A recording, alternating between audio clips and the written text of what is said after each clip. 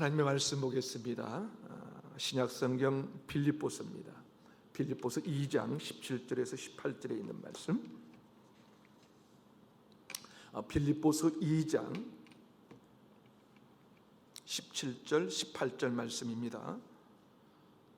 제가 봉독해 드리겠습니다. 만일 너희 믿음의 제물과 섬김 위에 내가 나를 전제로 드릴지라도 나는 기뻐하고 너희 무리와 함께 기뻐하리니 이와 같이 너희도 기뻐하고 나와 함께 기뻐하라.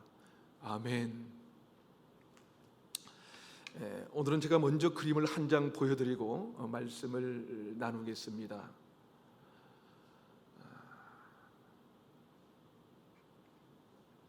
여러분, 이걸 보면 삼각형이 모여 있는데요. 여러분, 이 삼각형이 어느 쪽 방향으로 향하고 있다고 보이십니까?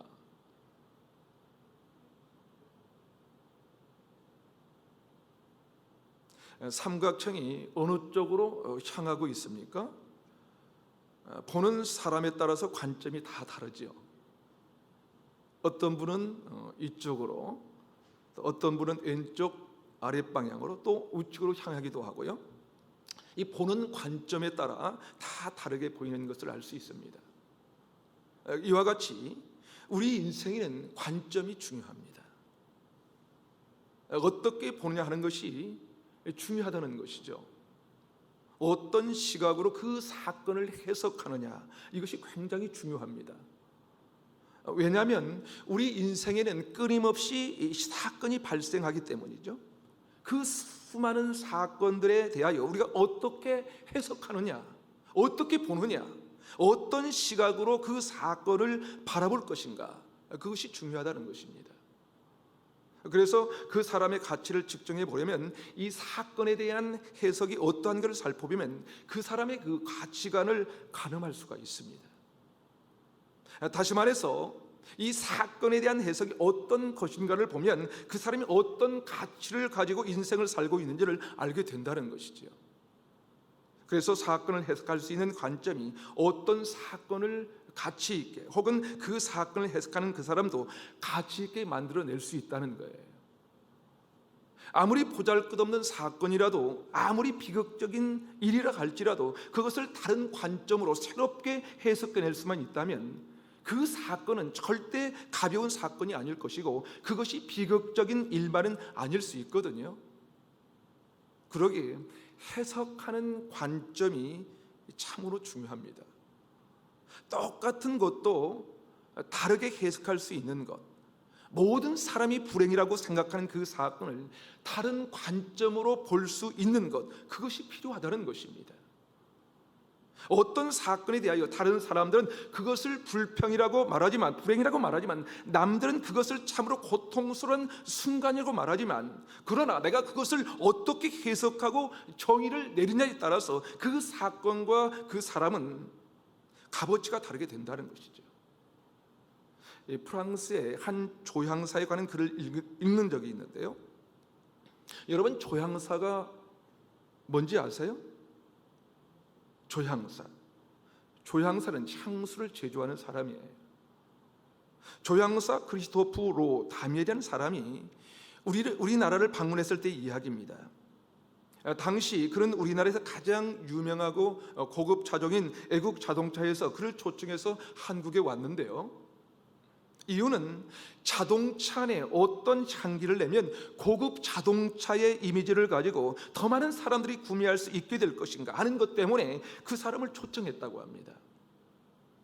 그런데 그 조향사가 자기 자신을 소개하는데 어떻게 소개했냐면, 저는 향기 작곡가입니다. 그러면서 뭐라고 설명을 덧붙였냐면요, 작곡가가 어떤 느낌이나 영감을 받아서 그것을 곡에다가 집어넣는 것처럼 나는 향기에다가 영감과 영혼을 집어넣는 사람이라서 향기 작곡가라고 제 자신을 부릅니다 라고 자기를 소개합니다.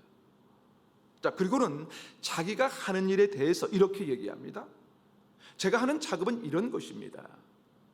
이 공간 속에 떠돌아다니는 있는 수많은 공기 입자에다가 영혼을 입혀서 재조각하는 사람입니다. 여러분, 무슨 말인지 아시겠어요? 조향사인 자기가 하는 일이 뭐냐면 이 공간에 수많은 공기 입자들이 있는데 그 공기 입자에 영혼을 입힌다는 거예요. 영혼을 입힌다. 그리고 새롭게 이 조각해내는 일을 하는 사람이라고 얘기하는 것입니다. 여러분, 향수 하나를 만드는데도요, 그 사람은 어떻게 생각을 했냐면 이 공간 속에 수많은 공기 입자가 있는데 거기에 영혼을 입힌다는 거예요. 영혼을 입혀서 새로운 냄새와 향기가 나도록 만들겠다는 것입니다.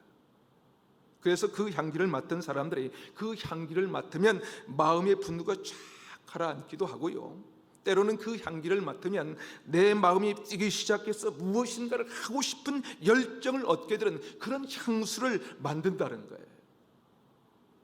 요즘에는 아로마 테라피라고 하는 식물의 향기를 이용하여 자기에 맞는 그 향수를 제조해서 뿌리기도 하고 바르기도 하지요.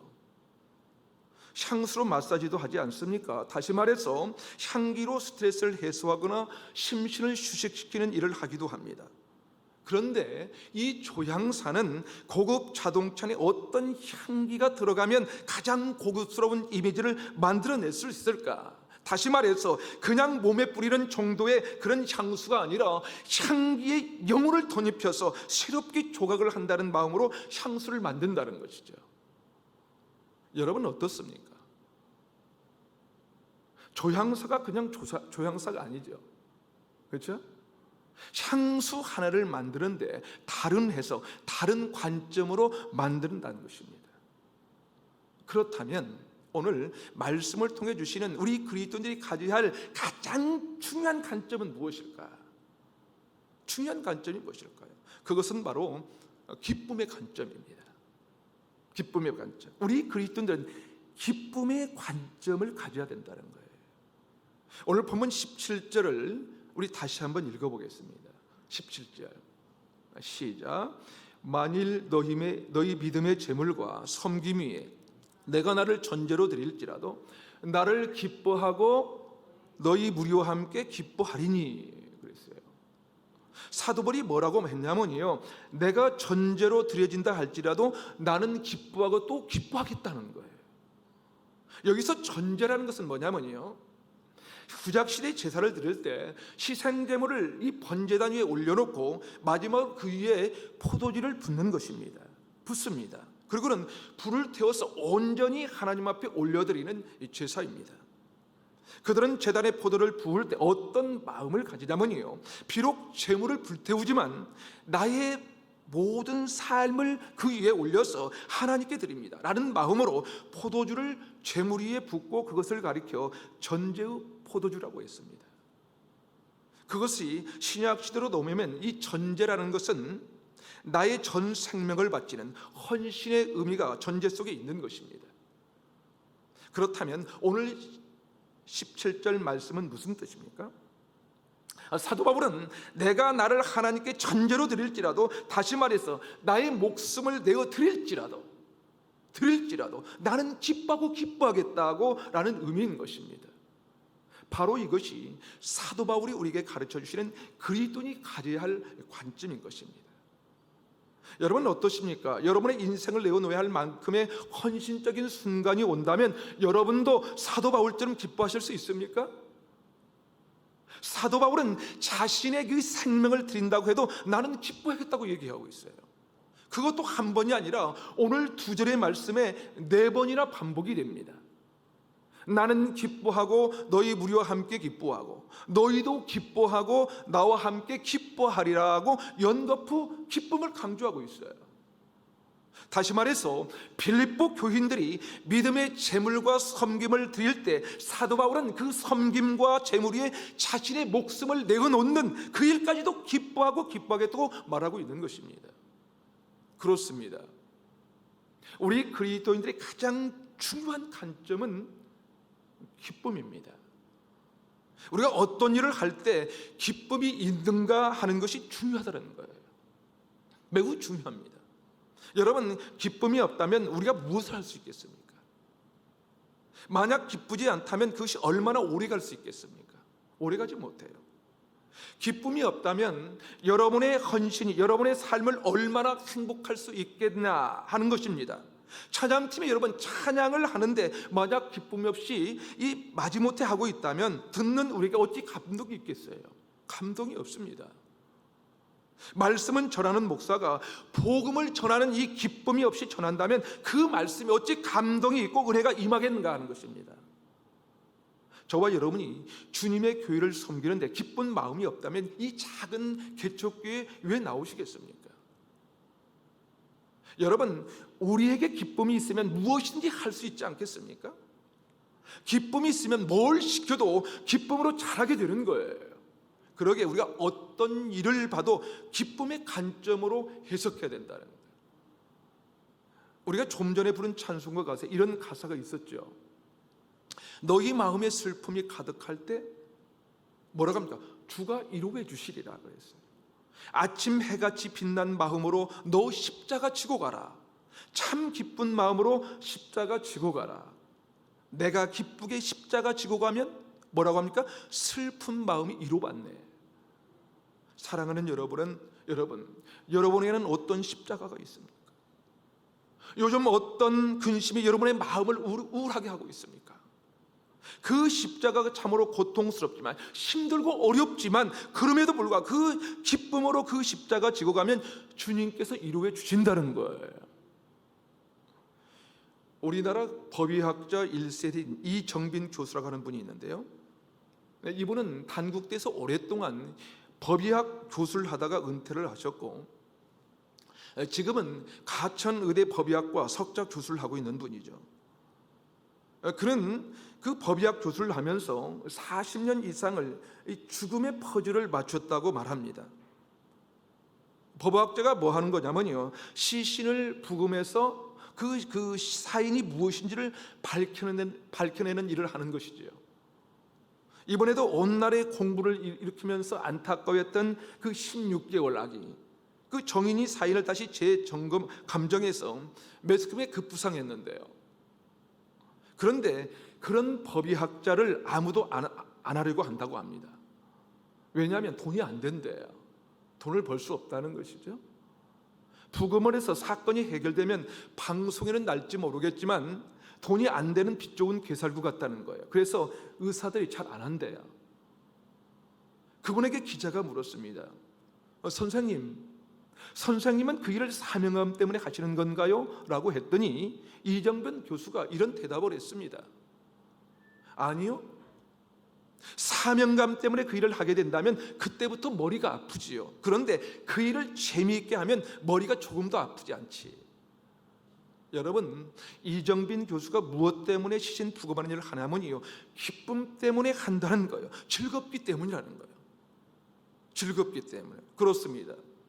여러분, 무슨 일을 할 때 사명감이 얼마나 중요합니까? 그래서 우리가 사명 이야기를 얼마나 많이 합니까? 그렇죠? 그런데 그것보다도 더 중요한 게 있는데 뭐냐면 기쁨, 즐거움이라는 거예요. 기쁨, 즐거움이 있어야 그 일을 계속할 수 있다는 거예요. 돈이 안 되고 이름날 일도 없지만 즐거움이 있으면 그 일을 계속할 수 있다는 것입니다. 저에게도 교회를 개척하는 것이 기쁨이었어요. 어쩌면 할렐루야 교회에서 편안하고 안정적으로 사역할 수 있는 길을 선택할 수도 있었겠지만 사실 기쁨이 없었어요. 그래서 기도하는 중에 모두 다 말리는 이 개척을 하게 된 것입니다. 지금 제게는 세상에 알 수 없는 기쁨이 있어요. 전 기쁨이 있습니다. 할 일이 끝이 없고 몸은 좀 많이 고달프지요. 많이 고달픕니다. 그리고 여러 가지 상황들이 사역의 발목을 잡고 있지만 저는 도리어 이후에 하나님이 하실 일들에 대해서 기대감이 있는 거예요. 하나님이 어떻게 이끌어갈까? 하나님이 하실 일을 한번 기대해 보는 거예요. 우리 누야기를 세우신 하나님의 뜻을 묻고 기다리면서 사람이 아니라 하나님 앞에서 두렵고 떨림으로 나아갈 때 부족한 종이 아니라 하나님께서 일하시고 행하실 것이기 때문입니다. 그래서 제 심령 가운데 깊은 기쁨과 즐거움이 있는 거예요. 그렇습니다. 여러분, 무슨 일을 하든지 즐거움이 사라지면 아무것도 아니에요. 여러분, 즐거움이 없으면 안 되는 거예요. 사실 돈 많으면 뭐 합니까? 즐겁지 않다면. 그렇죠? 즐겁지 않다면 돈 있으면 뭐예요? 좋은 차 타면 뭐합니까? 내 안에 즐거움이 없다면. 그렇지 않나요? 돈이 너무 많은 사람은요, 사실 별로 기쁜 게 없대요. 새로운 좋은 차를 타도 궁궐 같은 집에 살아도 기쁨이 얼마 가지 못한다는 거예요. 그냥 별거 없다고 생각해요. 그러니 아무리 많은 것을 가져도 아무것도 아닌 것이라는 것이죠. 이정빈 교수는 얘기합니다. 은퇴를 하고 나니까 유명한 법률회사 로펌에서 스카우트 하겠다고 제의가 왔대요. 그런데 거절했다고 합니다. 이유가 뭐냐면 부검을 하고 나면 어떤 때는 피의자에게 유익한 결과를 얻어서 낼 수도 있는데 변호한답시고 이것을 못하게 한다면 안 된다는 거예요. 그러면 그때부터 자유롭지 못해서 일을 하는데 이 기쁨이 없다는 것입니다. 기쁨이 없대요. 여러분, 이 사도 바울이 그랬습니다. 사도 바울은요, 하나님을 섬기는 일, 하나님의 복음을 전하는 일에 목숨을 바치는 고통이 온다 해도 나는 기뻐하겠다고 말하고 있는 것입니다. 여러분, 기쁨이 생기면 몸에 좋은 호르몬이 분비가 된다고 하지 않습니까? 그렇죠? 그래서 계속해서 기쁨이 생기는 그 일을 하게 되는 것입니다. 어려워도 힘들어도 기쁜 마음으로 십자가 질 수 있는 거예요. 성경은 어려움의 순간에도 기쁨을 잃지 말아야 한다고 말씀하고 있어요. 사도행전 16장 25절에 보면 사도 바울이 매를 죽을 만큼 맞고 투옥된 이후 어떻게 했습니까? 성경은 이렇게 기록하고 있습니다. 한밤중에 바울과 실라가 기도하고 하나님을 찬송하며 죄수들이 듣더라. 사도 바울은 한밤중에, 고통스러운 밤중에 그들은 기도하고 찬송했다는 거예요. 감옥에서도 기쁨을 잃지 않았다는 거예요. 기쁨을. 그러니까 관수와 죄수들이 저게 뭐지? 하면서 듣고 보았다는 거예요. 신명기 31장 21절에 보면 모세가 세상을 떠나게 된 마지막 즈음에 하나님께서 이 모세에게 명령하시는 한 가지가 나와 있습니다. 그게 뭐냐면요, 이스라엘 백성들이 이 수많은 재앙과 환난의 길을 걸어가는 동안에 불렀던 노래를 다시 한번 기록을 해서 그들에게 들려주라는 거예요. 신명기 31장 21절은 이렇게 기록하고 있습니다. 그들이 수많은 재앙과 환난을 당할 때 그들의 자손이 부르기를 잊지 아니한 이 노래가 그들 앞에 증인처럼 되리라 그랬어요. 여러분, 우리가 수많은 어려움을 겪으면서도 찬송을 부를 수 있는 사람, 그것 때문에 기쁨을 다시 회복할 수 있는 그 사람, 바로 그 사람이 살아있는 하나님의 사람이 아니겠어요? 그렇죠? 그게 바로 하나님의 사람입니다. 나아가 그 사람이 바로 다른 사람을 살리는 성도가 되는 줄로 믿습니다. 다른 사람을 살리는 거예요. 여러분, 가정 안에서도 그렇습니다. 요즘 경기도 어렵고 또 즐거운 일이라고는 하나도 없는 것 같은데, 그래서 우리 아빠가 우리 엄마가 참 많이 힘들 텐데, 그럼에도 불구하고 기쁨의 찬송 소리가 멈추지 않는다면 그런 아버지 어머니를 보는 자녀들이 살아나지 않겠어요? 저는 살아난다고 봐요. 에레미야 2장 2절에 보면요, 기쁨이 있으면 어떤 일이 벌어지는가를 설명하는 말씀이 나오는데요, 에레미야 2장 2절은 이렇게 기록합니다. 가서 예루살렘의 그 귀에 애칠지니라 여호와께서 이와 같이 말씀하시기를 내가 너를 위하여 내 청년의 때에 인애와 내 신혼의 때의 사랑을 기억하노니 곧 씨 뿌리지 못하는 땅 그 광야에서 나를 따랐음이니라. 무슨 얘기냐면요, 사랑의 기쁨이 넘치는 그때는 씨를 뿌릴 수 없을 만큼 척박한 광야길에도 떠나지 않을 수 있다는 거예요. 떠나지 않을 수 있다는 거예요. 이해가 되십니까? 여러분, 사랑의 마음이 있으면요, 내 인생의 광야길을 가도 기쁘다는 거예요. 그렇습니다. 사랑의 마음이 있으면요, 광야로 나를 이끌어 갈지라도 기쁨으로 따라갈 수 있다는 거예요. 다시 말해서 하나님을 향한 사랑의 마음이 있었던 이스라엘 백성들은 씨 뿌릴 수조차 없는 광야에서도 너희들이 나를 따라오지 않았느냐 말씀하시는 것이죠. 사랑의 기쁨이란 그것입니다. 그런 거예요. 나로 하여금 광야길도 기꺼이 걷게 하는 거예요. 걷게 한다. 그러기에 사명보다 중요한 것이 바로 뭐예요? 기쁨이에요. 기쁨입니다. 저는 여러분이 우리 루야교를 섬기고 루야교에서 신앙생활을 하시면서 더 큰 기쁨을 누리시기를 바랍니다. 기쁨이 넘쳐야 돼요. 아니, 즐거움으로 기쁨의 찬송을 흥얼거리면서 섬기는 여러분을 뵐 때 얼마나 감사한지 모르겠어요. 흥얼거려요. 막 찬송을 보내서 남들이 그 찬양 소리를 귀담아 듣고 있다는 사실을 여러분 알고 계십니까? 저 장로님은 참 많이 힘드실 텐데 뭐가 그리 즐거워서 찬송을 흥얼거릴까? 또 어떤 분은 누가 봐도 정말 힘들어 보이는 고통스러운 삶일 텐데 그 얼굴에 늘 미소가 있는 분들이 있어요. 자신감이 있는 분들이 있어요. 감사가 넘치는 분들이 있어요. 누구 때문일까요? 무엇이 그 사람 속에 살아있어서일까요? 그 인생의 주인 되신 주님이 그분 안에 임재하시기 때문에 그래요. 임재하기 때문에. 야고보서 1장 2절에도 보면 이렇게 말씀합니다. 내 형제들아, 너희가 여러 가지 시험을 당하거든 온전히 기쁘게 여기라. 너희가 시험을 당할지라도 온전히 기쁘게 여기라는 거예요. 그리고 계속되는 말씀이 이것입니다. 야고보서 1장 3절이에요. 이는 너희 믿음의 시련이 인내를 만들어내는 줄 너희가 알미라. 무슨 말입니까, 여러분? 시험을 당할 때도 기뻐해야 인내할 수 있다는 거예요. 여러분이 어려움에 처할 때도 기뻐해야 그것을 넘을 수 있다는 거예요. 그렇지 않습니까? 기쁘지 않으면 견디지 못한다는 거예요. 여러분이 손해예요. 기뻐한다고 돈 냅니까? 아무것도 아니에요. 여러분 혹 허리띠를 졸라매 본 적이 있습니까? 왜 허리띠를 우리가 졸라맵니까? 왜 그렇지요? 나중을 위해서 그렇습니다. 나중을. 집을 사고 싶을 때, 자동차를 사고 싶을 때, 다시 말해서 우리가 목표가 있을 때 허리띠를 졸라매는 것 아닙니까? 허리띠를 졸라매도 집을 살 수 있다는 기쁨이 있고 자동차를 바꿀 수 있다는 기쁨이 있으면 어때요? 허리띠를 졸라매도 기쁘게 견딜 수 있는 거예요. 기쁜 거예요. 그러게 여러분, 우리에게 어떤 관점이 필요하냐면 시험을 만날 때도 온전히 기쁘게 이기는 관점이 필요하다는 거예요. 그래야 참을 수 있고 견딜 수 있다는 것입니다. 여러분 꼭 기억하십시오. 사랑하는 여러분, 세상이 어떠할지라도 우리가 좀 더 기쁜 마음으로 살아갑시다. 다른 어떤 것보다 구원받은 하나님의 자녀라는 사실만으로도 여러분 기쁘지 않습니까?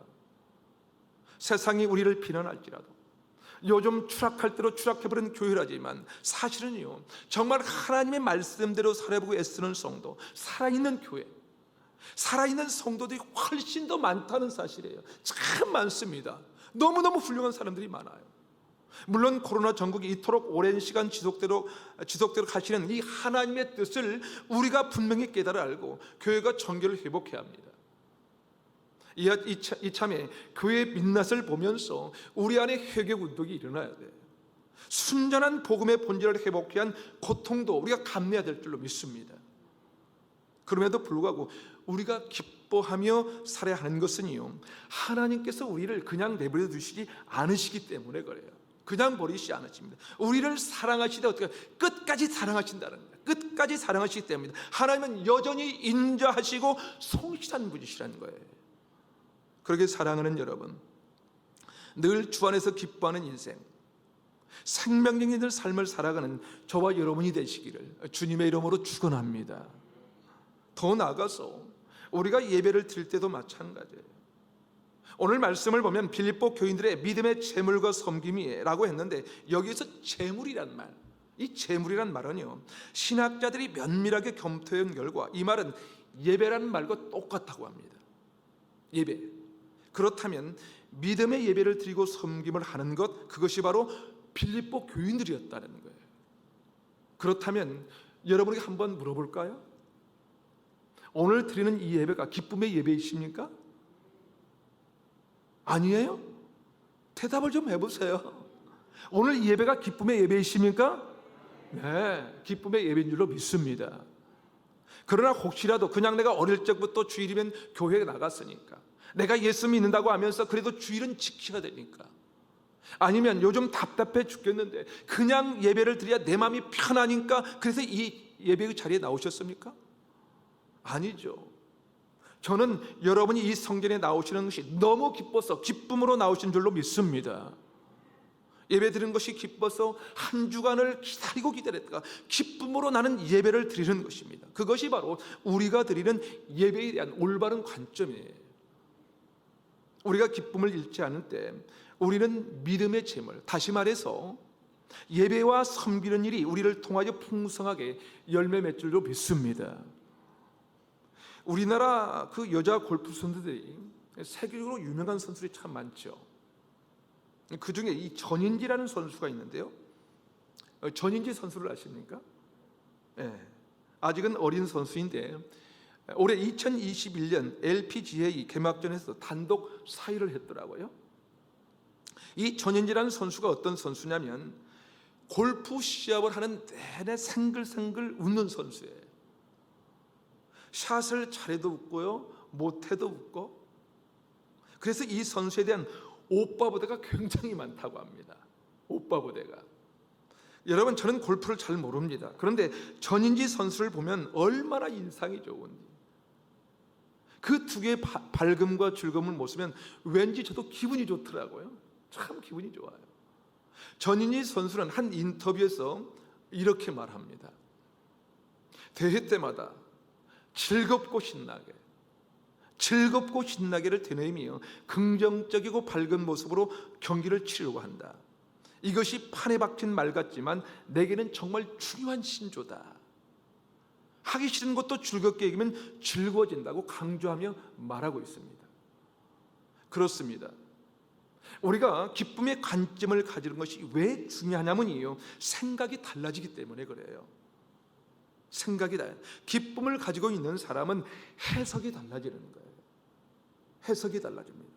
무슨 일을 하든지 기쁨의 관점으로 보려고 하는 사람은 예배를 드리든지 섬기는 일을 하든지 그것이 사도 바울처럼 목숨을 내놓아야 할 만큼의 그런 일이라 할지라도 그때도 기쁨을 잃지 않는다면 그것이 바로 살아있는 교회로 멋지게 살아가는 것이 아니겠습니까?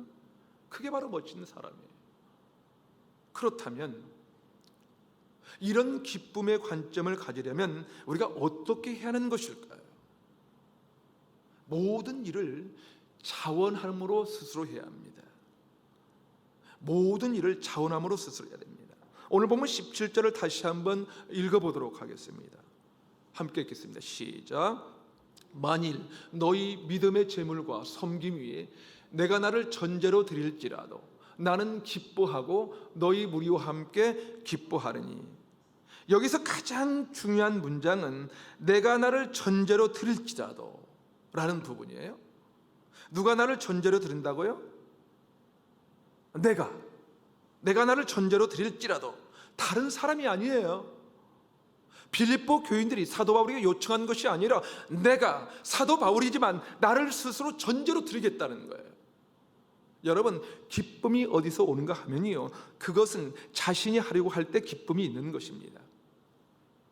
남이 시켜서 하는 것은 별로 재미가 없어요. 그런데 자기가 하고 싶어서 그것이 재미가 있어서 스스로 하면요, 뭘 해도 기쁜 거예요. 신이 나는 거예요. 여러분, 우리 아이들이 공부해라 해서 하는 애들이 기쁘게 즐겁게 하는 거 보셨습니까? 아니에요. 억지로 책상에 앉아 있으면요 5분 10분을 못 앉아 있어요.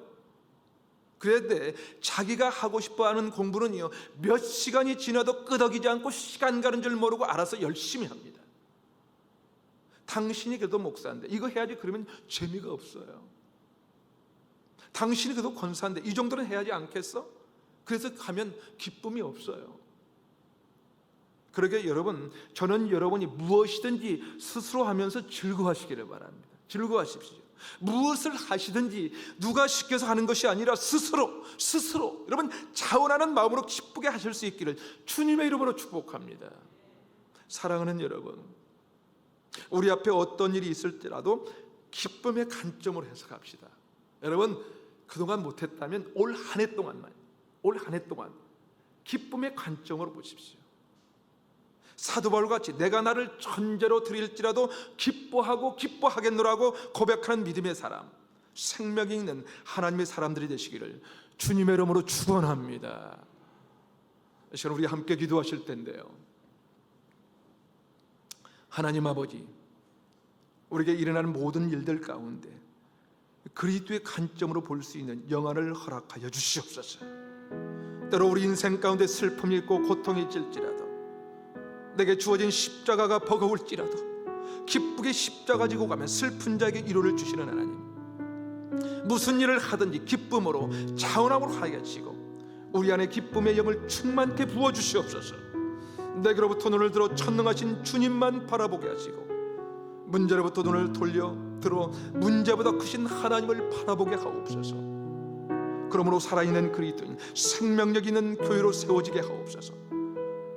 오늘 주신 말씀 가운데 나에게 주시는 말씀은 무엇이니 다시 한번 새김이 우리 결단한 마음으로 다 같이 한번 기도하겠습니다. 함께 기도하겠습니다. 살아계신 하나님 아버지, 우리가 일어난 모든 일들 가운데 아버지 하나님 그리스도인의 관점으로 볼 수 있는 영안을 허락하여 주시옵소서. 영안을 열어주시옵소서. 때로 우리 인생 가운데 슬픔이 있고 고통일지라도, 내게 주어진 십자가가 버거울지라도 기쁘게 십자가 지고 가면 슬픈 자에게 위로를 주신다고 말씀하신 주님을 믿습니다. 무슨 일을 하든지 기쁨으로 주님 자원함으로 하게 하여 주시고 우리 안에 기쁨의 영을 충만케 부어주시옵기만을 기도하고 원합니다. 하나님, 참 어렵습니다. 참 무대 안에 내가 감당하기 어려운 십자가들이 많습니다. 그러나 하나님, 내 안에 기쁨의 걸 충만케 부어주셔서 그 모든 것들을 물리칠 수 있는 아버지 하나님 힘을 허락하여 주시옵소서. 하나님, 내게로부터 눈을 들어 전능하신 주님만 바라볼 수 있도록 도와주시고 문제로부터 눈을 들어 문제보다 크신 하나님을 바라볼 수 있는 믿음의 백성들이 다 될 수 있도록 도와주시옵소서. 그로 말미암아 살아있는 그리스도인, 생명력 있는 교회로 세워갈 수 있도록 우리를 붙잡아 주시고 우리를 세워주시옵기만을 기도하고 원합니다. 하나님, 도와주시옵소서. 오 주여, 역사하여 주시옵소서. 하나님 아버지, 세상은 어둡고 혼란하지만 우리로 세상이 아니라 전능하신 하나님을 바라보게 하시고 내 삶을 이끄시고 인도하시며 역사하시는 하나님을 기쁨으로 섬기게 하시니 감사를 드립니다. 원컨대 우리의 시선이 우리 인생의 주인 되신 예수 그리스도께 집중하게 하여 주시고 무엇을 하든지 무슨 일을 만나든지 그리스도인이 가져야 할 관점, 기쁨의 관점으로 보고 해석해 하여 주시옵소서. 한 주간도 우리 안에 주님 주시는 기쁨으로 충만케 하시기를 원하옵고 기쁨의 근원 되시는 예수님의 이름으로 기도하옵나이다. 아멘.